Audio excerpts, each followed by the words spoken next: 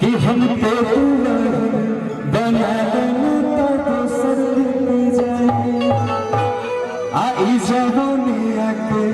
मजा कोनो तो सर उठाए कि हमारा पीछे पड़ल बड़े हमर जीजा जी के भाई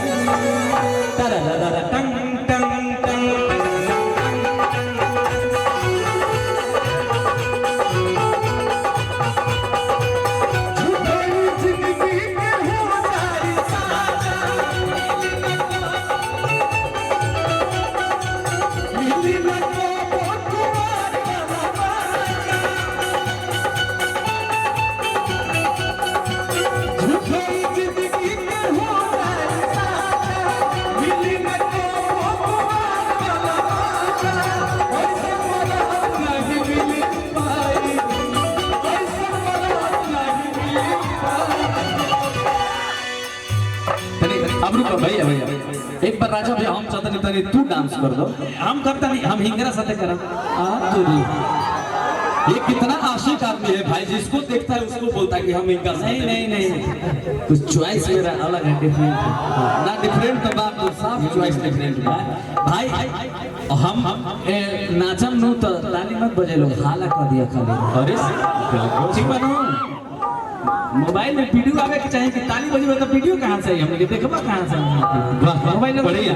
तो हम के दुल्हन बना ना तो सुन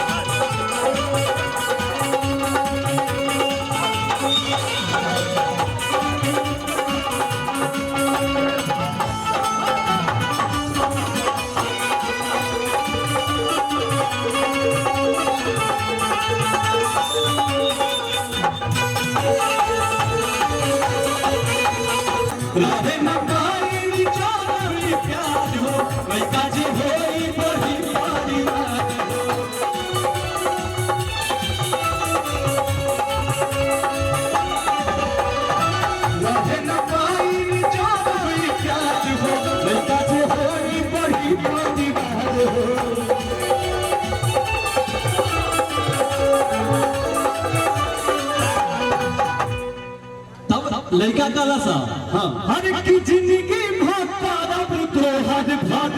पाई आज जिंदगी भाग तो हर भाग पाई तो हमके दुल्हन बना लेना तो सर लेके जाए मजा दोनों को सर उठाई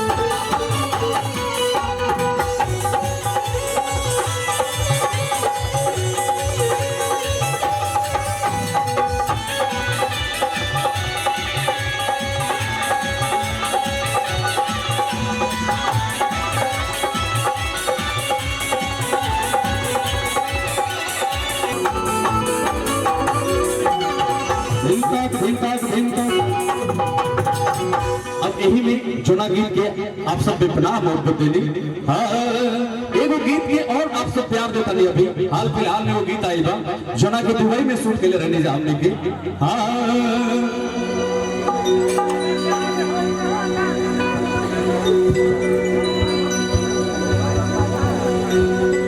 चुना के ढेर सारा प्यार आप सब दे दी लड़कियां कहती है सौभाग्य के बाद माँ कि एजा स्टेज बा और माता रानी एजे से दिक्कत बाड़ी माई के मंदिर बा, एगो माई के गुणगान जरूर होके के चाहिए टाइम थोड़ा सा ज्यादा होगी बा, लेकिन फिर भी हमने के एगो माई के गुणगान कही माता के मंदिर सामने बाटे था, एगो तो भजन बना था। और वो भी राजा भैया जनस्वारा में देवी भी आई कहे कि हमने के लागत बा कि जो कुछ भी होता या जो कुछ भी होला सब माई के हाथ में बा। हमने के इंसान है धरती पे कर्म करेला और कहीं ना कहीं रुआ सब लोग के ऊपर माई के बहुत बड़ा आशीर्वाद हुई, तो हमने के भी चाहत नहीं जाए कि हमने के माई के आशीर्वाद मिल जाओ, माई हमने के भी आशीर्वाद दे दे। बिल्कुल एक माई के गुणगान बा, तो वाली के एगो छोटा सा भाव बा।